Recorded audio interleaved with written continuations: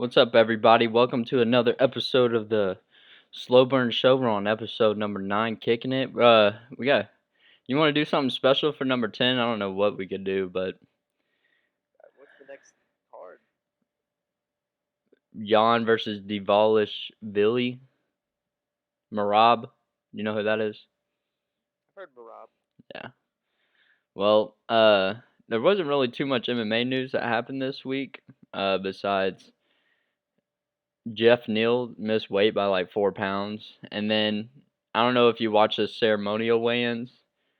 But Conor McGregor like crashed the whole, like, he didn't crash it, but like after everything was done, he like came in and was like took the mic and was basically saying like, "All right, we're gonna film a scene for my new movie right here, right now." Did you see that? I saw Jake Gyllenhaal was there. Was that for that movie? Yeah, it's for Roadhouse. Oh, I didn't know Yeah, like Conor McGregor was in it. yeah, he's in it. Yeah, and but I don't know. I feel like that would be a kind of awesome experience to be surprised with at the ceremonial weigh-ins. Like, oh shit, we're about to be in Conor McGregor's movie, and like the Yeah, fans in it. that would be kind of cool. Yeah. So I'm sure the fans in Las Vegas are having the time of their life with UFC 285. This seems like a really fun card to be like at, like, there to see. But like I said before, the only other MMA news was Neal missed weight by 4 pounds, and I don't really like dudes that miss weight. Kind of pisses me off when people do that. They sign up for a weight class and then don't make the contracted weight, but that's why I'm probably going to pick against them in the Slowburn Showdown. So, you got any non-MMA topics? Apparently, Andrew Tate has lung cancer. What kind? The lung type. Oh, I don't know anything else. I've even if you were to say a type of lung cancer, I would have just been like, oh, okay, but not know what you're talking about. But that's interesting. How is he still like in jail or something? Yeah, I think he's still being like held. I don't know. I don't really keep up with him. I just like see it every now and then. Yeah, I noticed that him and his brother are going through some stuff. I saw a clip on Instagram where like Tristan Tate, he was like getting moved from like a bus to somewhere with handcuffs on, and he had a note and he gave it to a reporter. He was like, "Read this, read this." Did you see that? I know. I saw him leaving one time, and he was just kind of like, "I'm being set up," or Yeah, something like that. yeah, yeah.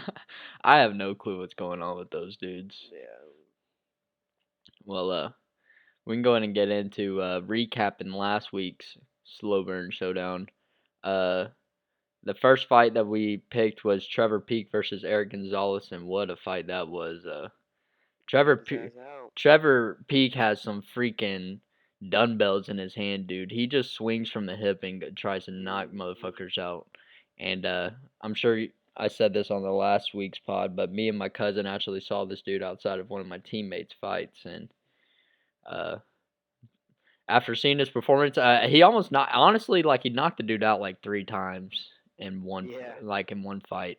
It's kind of crazy, but I'm glad I like cashed the ticket on him getting a KO slash TKO. What were your thoughts on it? I yeah, it was nice. I was like, when he knocked him out, I was like, I couldn't remember if I put a bet on it, Yeah. but it was part of that parlay. Yep. Dude, I thought that parlay was gonna. Yeah, dude. Speaking before we get to that Jordan Levitt, I was like, no way he Yeah. gets a knockout like he did. Yeah. Yeah, dude. Yeah. Come on, bro. You gotta sub. You gotta do what you do. And then the main event. Well, we'll get to that. Mike Malott versus Johan Lionesi. That was just a perfect arm triangle. Perfect technique when it came to that. Kind of like what Islam did to Charles Oliveira in their title fight.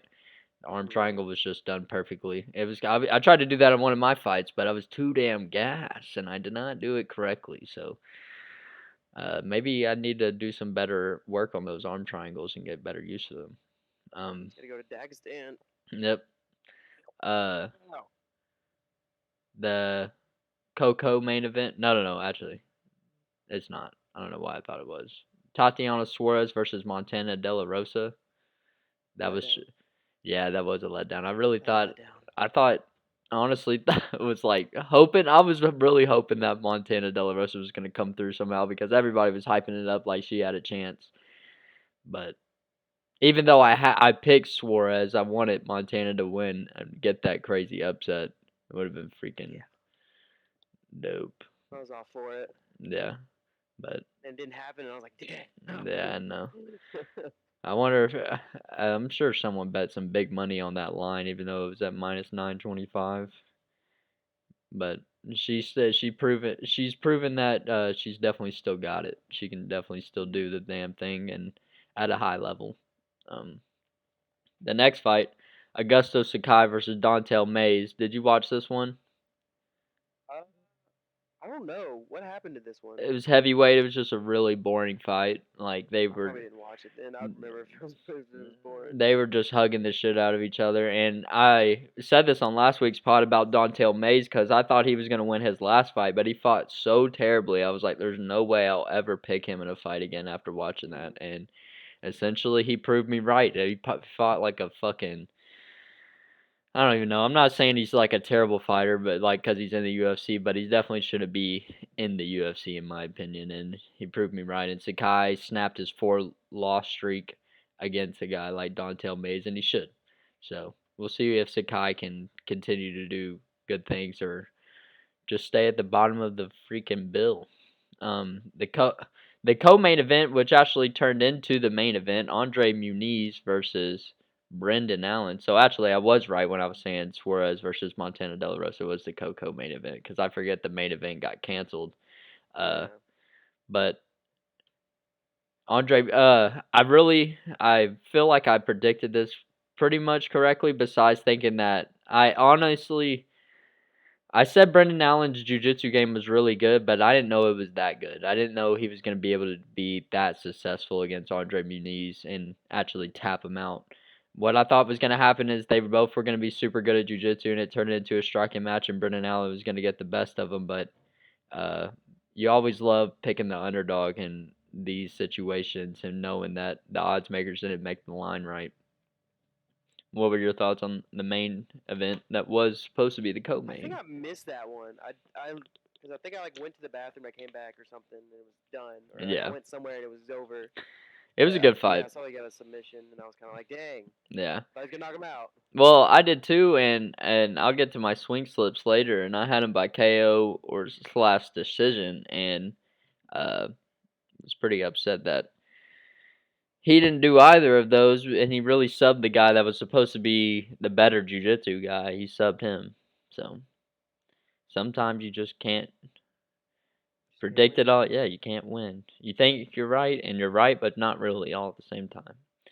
Um, I went 5 for 5 on these picks. You went 3 for 5. So we both came out with winning records on the night, if you think about it. I'll take it. But Nice. I think if you didn't risk the lock, you would have went positive this week. If you didn't put 500 on Montana De La Rosa, you would have went positive like 175. Forgot I did that. Yeah. So on the week, I did pretty good, hitting every single fight. So I gained $575 on the night, bringing me out of the positive. I mean, bringing me out of the negative into the positive. I was at negative 124.97, but now I'm at 450.03. Kobe last week was at minus 470, and like I said, if he wouldn't have risked the 500 on Montana De La Rosa, he would have been positive. But that's the only reason he's in the negative this week at minus 325 on the week, bringing him to minus 795 on the year. But I believe in you, Kobe. I believe you can I'll make a start comeback. streaking. Yeah.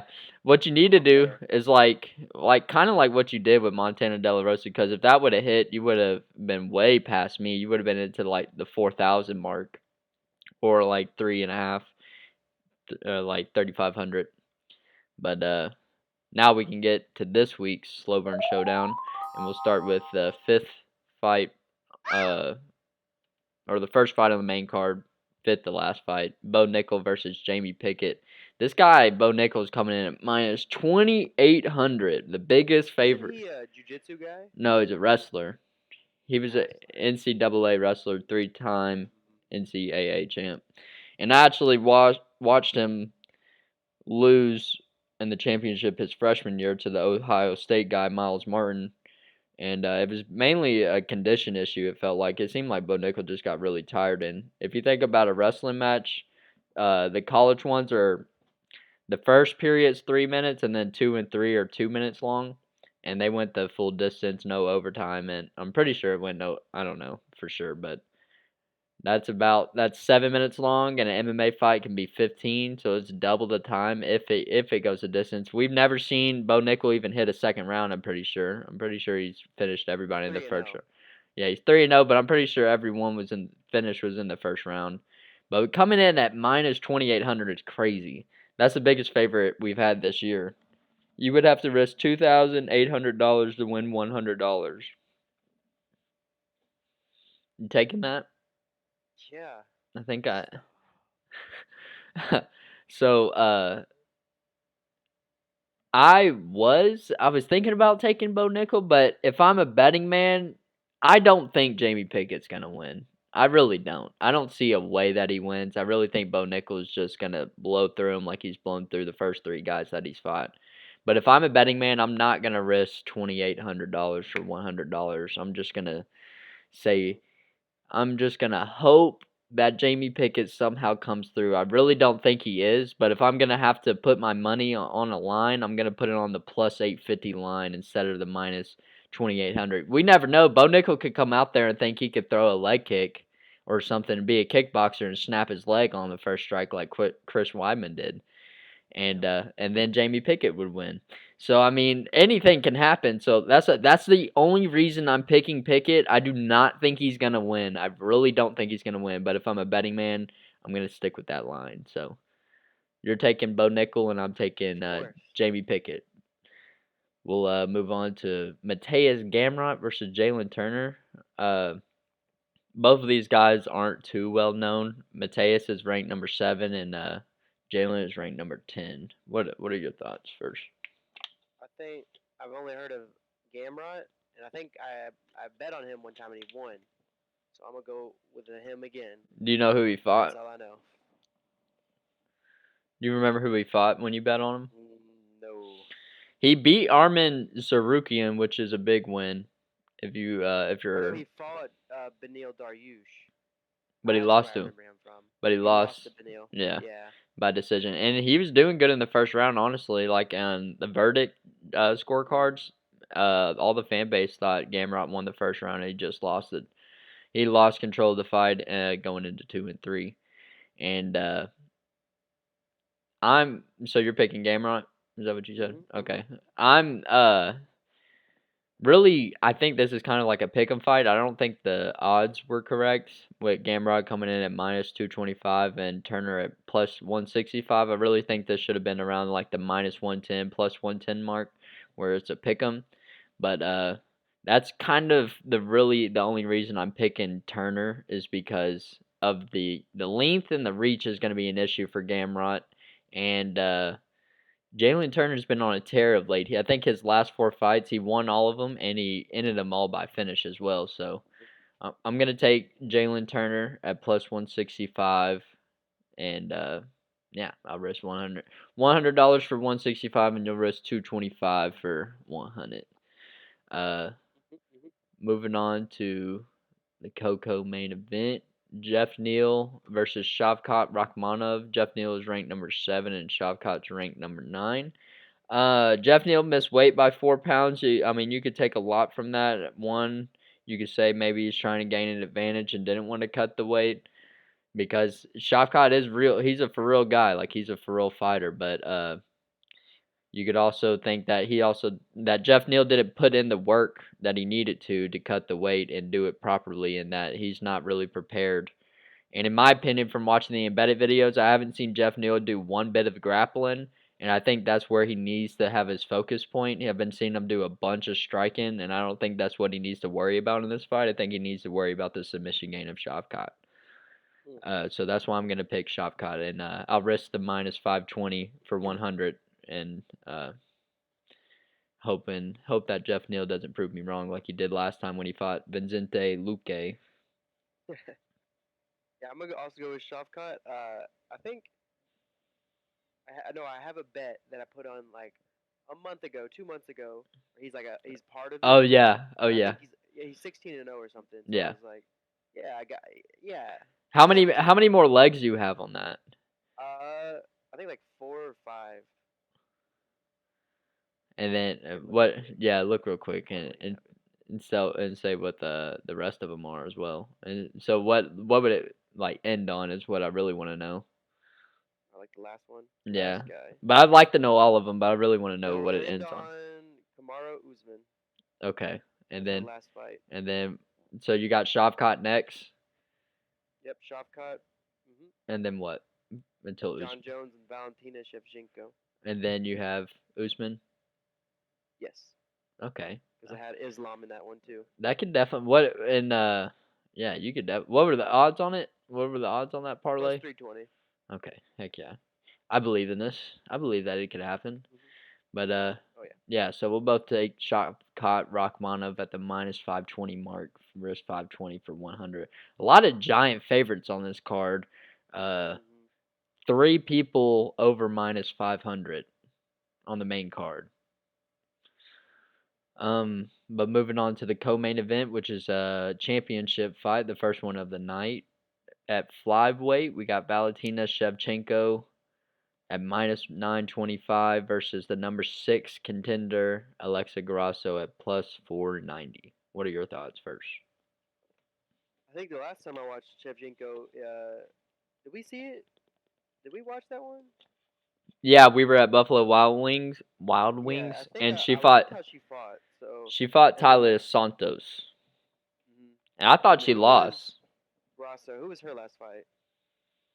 I think it was the Scottish woman. What's her name? I think She. I've watched both of these fighters, What is and that I'm girl's gonna name? go with Valentina Shevchenko because I believe in the champ. Her last fight was Vivian Arujo or Joanne Wood. Joanne Wood. That's what it is. That is. That's who it is. She used to have a different last name, so that's why that's getting me mixed up. But yeah, I think like you said. What did you say? You're going with Valentina? Yeah, Yeah, I believe in the champ. I'm gonna agree with you because honestly, in my opinion, all Valentina has to do is survive when it comes to these judges. When we were at Buffalo Wild Wings watching the fight, I mean, she didn't do terrible, but I thought she She lost did enough. yeah, I thought she lost the fight in my opinion though. Like I thought Talia Santos was gonna get her hand raised and be the new champ, but I guess I just have no clue what I'm looking at. I didn't go back and rewatch that fight, and I probably should, but Alexa Grasso is more of a stand-up girl, and she's not really a grappler, and I think that's where the person that's going to beat Valentina Shevchenko is, and I think the only person in the division right now, in my opinion, that has a chance with her is Erin Blanchfield. And after watching what she did to Jessica Andrade, I think that Erin Blanchfield could implement a ground game against Valentina Shevchenko and put her to sleep with like a rear naked choke or some shit.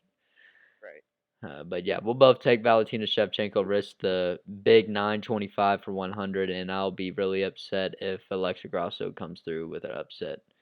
Moving on to the main event, which I'm sure this is probably made up the whole card, in my opinion. John Jones going for the heavyweight strap, coming in at minus 185, and he opened as the underdog.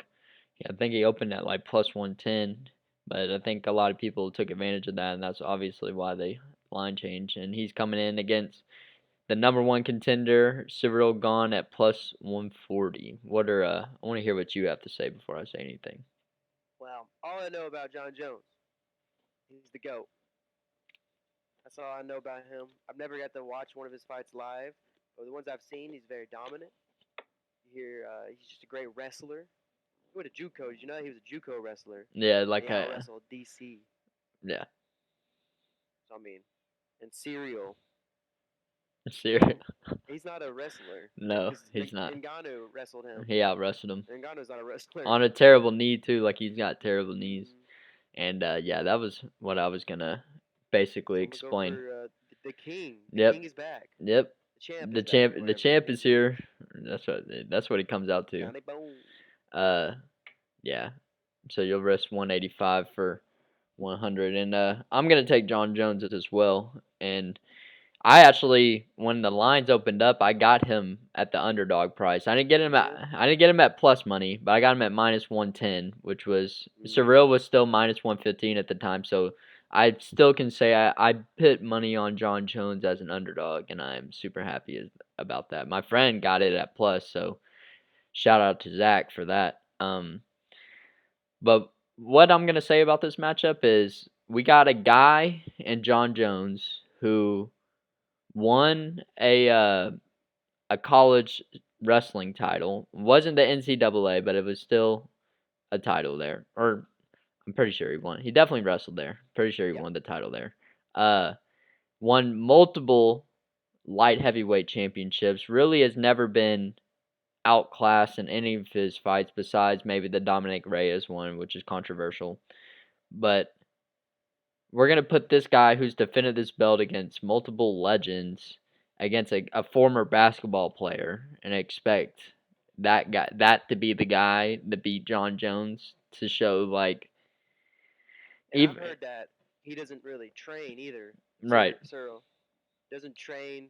Like, and I saw the embedded videos. You got John. I mean, it could have just been, they just took clips from different times. But Hmm. like Cyril's playing FIFA and John Jones is Yeah. he's rewatching fights and like I seen that. studying. Yeah. I mean, and I'm not really saying Ciryl Gane's a bad fighter. It's just that I really He's don't. not John Jones. Yeah, I don't see him beating John. And now, what I have said, and I've said this to a couple of my teammates at the gym, if you're betting on this and you're watching it live, make sure you watch the live betting props or like the live betting line after the first round because I bet you Ciryl looks really good in the first round.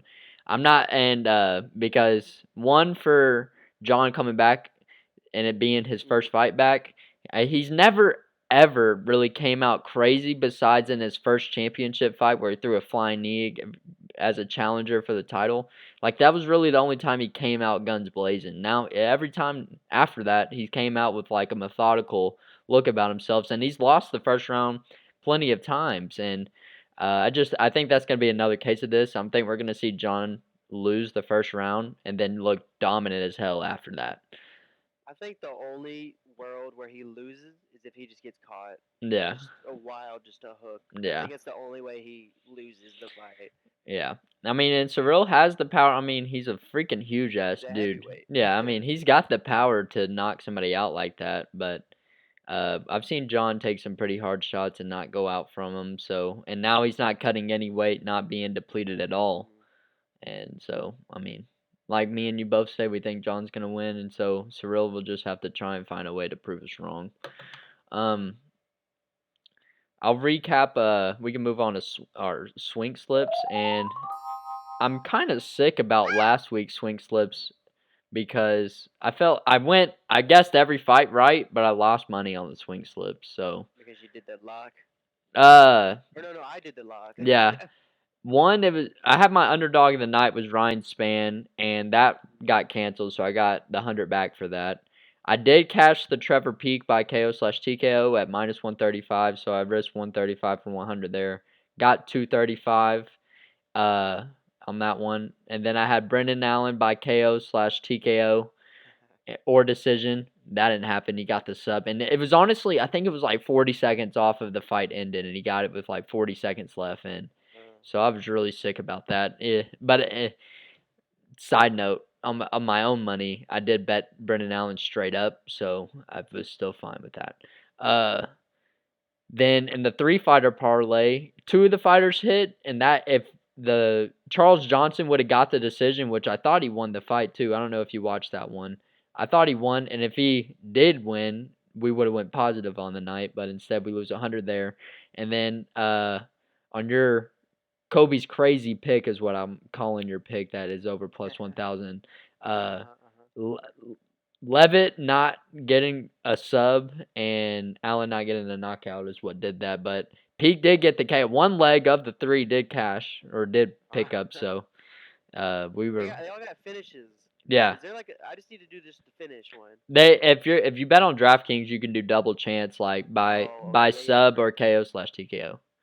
But I got another one for this week too. heck yeah, heck yeah. But last week I risked 5.35 units and I ended up getting 3.35 units on the night, so I lost 2 units, which brings me to minus 6.35 units on the year. But I can bring this back. I just have to make the right bets. Essentially, I picked the right people. It's like I knew who was gonna win. I just didn't make the right bets. And Brendan Allen not getting the decision win and getting that sub, really, it was Andre Muniz's fault for not being as good at jiu-jitsu as what we made him out to be and tapping. But whatever.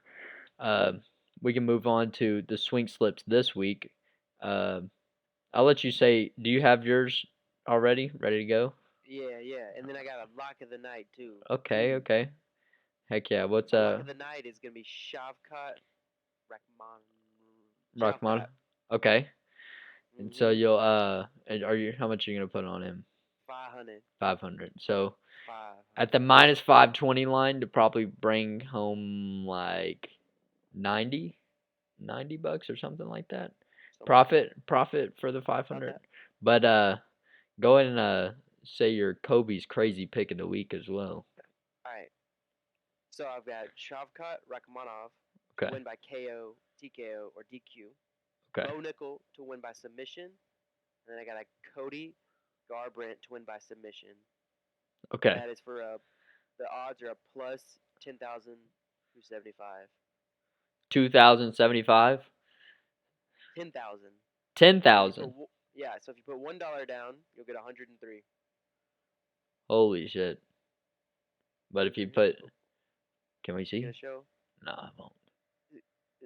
Nah, it's not working. Come on. All right, whatever. Yeah, But you're saying it's plus 10, not plus 1,000, it's plus 10,000 odds? plus 10,000, because Cody Garbrandt is a plus 1,800. Holy. Shavkat to win by KO, TKO is plus 240. So Nichols is negative 6. we'll risk $100 for 10,000. Let's just say $10 is 1,000. $100, 10,000. Yeah, so we're risking 75. I love it. Hell yeah. So if that hits, I'll definitely be up on the year. We'll be styling, dude, if that happens. Dude, for sure if that hits. But I'll get to mine as well. I have 5 on this card. I was pretty confident on making a bunch of picks on this one because I feel like I can make some money. My lock of the night is John Jones, and I'm putting him at the odds that we did the podcast at because we're recording this on a Friday, and that right now if we were to look at DraftKings, John Jones is at minus 185, so I'm gonna keep it there instead of like saying because I personally got him at minus 110 odds, but because the odds have been changing so much, we'll just I say got him at minus 130. yeah. So we'll just keep it at minus 185. And honestly, even if it started at minus 185, he probably still would be my lock of the week. Underdog of the night, we got Jalin Turner. I think, like I was saying earlier, he's the only underdog on the main card that I think is going to win in general. So I might as well just pick him as my underdog of the night and not pick one at all. Instead of not picking one at all. And it's not a really that bad of an underdog pick. He's got the reach advantage. He's been on a tear as of late, 4 wins in a row by finish, and I just think he can get the job done. Now, my next 2, I have a prop of the night and my Slowburn slick pick, but it's the same fight. It's on the same fight, and they kind of hedge each other. And so the prop of the night is Bo Nickel to win in round 1, and that comes at minus 200. So you have on this, I'll risk $200 for 100. And then my Slowburn slick pick is Jamie Pickett at plus 850. So essentially, if Bo Nickel wins in round 1, I basically hedge myself out at 0. Yeah, I hedge myself out at 0. So, but if Jamie Pickett wins, then that'll make back what I lost for Bo Nickel not winning in round 1, if that makes sense. So it's kind of a hedge bet with both of those. And then my 3-fighter parlay is Jones, Shevchenko, and Rakhmonov, and that actually got to plus money when I did those 3, just straight money line at plus 103, which isn't huge plus money, but it's still plus. So we'll risk $100 for 103 there. And so essentially we'll risk 785 on the night, but potentially could come away with over 10K. I believe in it. Mm-hmm. Oh yeah. You got any closing thoughts? Free Palestine. Free Palestine. What's going on with that? I don't really know, but I don't know. I just know back in the World War II, it's just been crazy since then. Didn't they say like another train with some chemicals or some shit busted or Oh no, blew up? that's in Ohio, East Palestine. Palestine's a country in Oh the Middle wow, East. I'm thinking of East. See, Yeah, but I've seen a bunch of trains. was it you that said that they put the wrong coordinates in? And they said, No, it wasn't me. I didn't have it off that. I had a friend at work, and he was saying because Ohio, what I was saying is East Palestine, Ohio doesn't sound like a freaking place in the United States. It sounds like a place in like the Middle East. Oh, but yeah, Palestine is in the Middle East. Exactly. So like, Israel. Yeah. so one of my friends was like, yeah, they just put in the wrong coordinates and blew up a train in Ohio. It's kind of a dead joke. So we'll leave out on that. I'll see y'all later.